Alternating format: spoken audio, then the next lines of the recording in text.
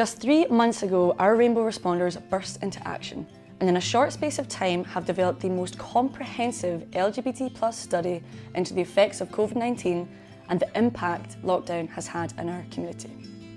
All of which had one sole purpose: to make Scotland's LGBT+ sector as resilient as possible. I'm going to read to you a little bit about what we've done for the past 3 months and list you some of our findings.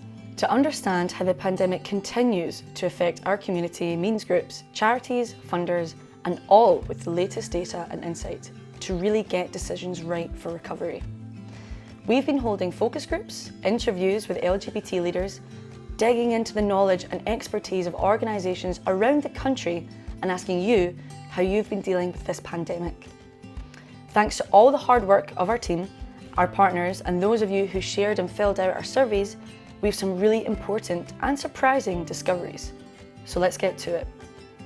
Thanks to the 1,061 respondents in our survey, we've done the number crunching, and here's what stands out. Firstly, the number one issue facing the community has been overwhelming rates of isolation and loneliness. Now yes, the whole of society is in the same boat here, but when asked to rate their mental health during lockdown on a scale of 1 to 5, the average for LGBT+ people was just 2.3. The figure reduced to just 2 for young people, to 1.9 for trans people, and to 1.8 for those LGBT+ people with a disability. This compares to 2.7 for our straight peers. Of course, we all faced lockdown together, but did you know that 2 out of 3 LGBT+ people said isolation and loneliness had been the biggest issue for them during the pandemic? This shocking number increased further to 75% amongst trans people and further to 77% amongst young people and LGBT+ people with a disability. Surprisingly for us, the number decreased consistently by age, with 46% of those aged 60 and above saying they had been impacted by isolation. Still high, but an interesting finding nonetheless. We also found evidence that LGBT folk really do cherish that sense of community and physical spaces. 57% rated it a significant factor in their well-being during the crisis so far.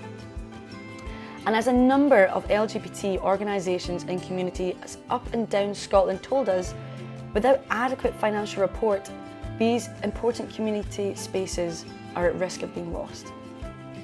As a community, we've been turning to substance abuse and alcohol to cope with the effects of the pandemic on our lives. Almost 1 in 4 said they had been drinking more during the last few months, and almost 1 in 15 have been using drugs. With 20% of people who completed the survey having some form of physical or sensory impairment, the findings show life has been tough for our disabled peers too. 62% told us they'd had medical appointments cancelled, and 1 in 3 disabled LGBT+ people had faced financial problems during lockdown. And for our young people, the situation has been far from just tough. Living within a household where your identity is not respected or you fear abuse for being your authentic self is pure torture. 35% of young people, that's more than a third, told us they had to hide who they are at home.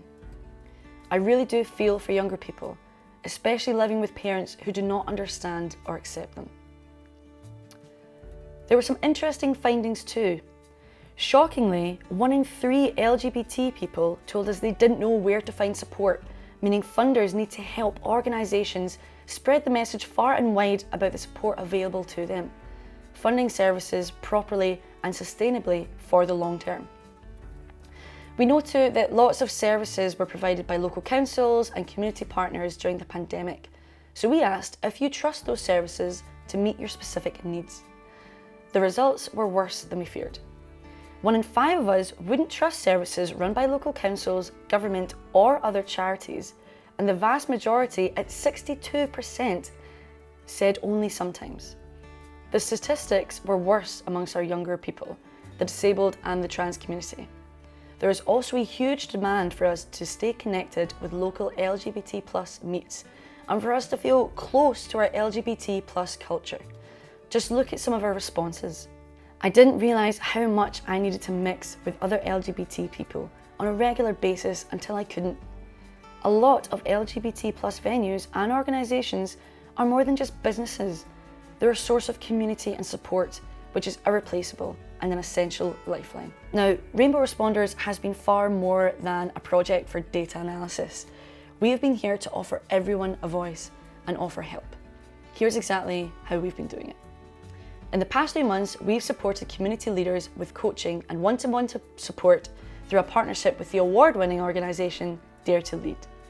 We've run sessions that help your mental health too, with design making, Zoom yoga sessions, and peer support groups, all with the intention of making us more resilient to handle whatever comes next. This work hasn't been easy, but together with your valuable ideas, we've identified a number of priorities for change. Number 1, we need to increase investment put towards LGBT plus organisations to help deliver services to tackle isolation and loneliness, and this needs to be across Scotland, not just in Glasgow and Edinburgh. We've heard loud and clear from island and rural communities that the status quo is not working. We need immediate investment in hardship relief and wellbeing services, and to help get people through the next few difficult months. We need to create more opportunities to listen and respond to the needs of LGBT plus Black and minority ethnic communities, and more services which are designed to meet the needs of asylum seekers and refugees. We should invest in the infrastructure that helps our community flourish, including safe meeting spaces and dedicated hubs to deliver services in regions around Scotland. And to take some of this work forward, we're recommending local and regional action plans led by community organisations with the support of stakeholders to make them happen. Now, this video just scratches the surface of our findings and our outcomes. If you want to learn more, please download our full report by clicking the link below. There's also an easy to read format which will be available on our website. Thank you from everyone in the Pink Saltire team for filling out our surveys, liking, sharing and being a part of this journey with us. Now those higher up have all the evidence and information they need so that we can build back better.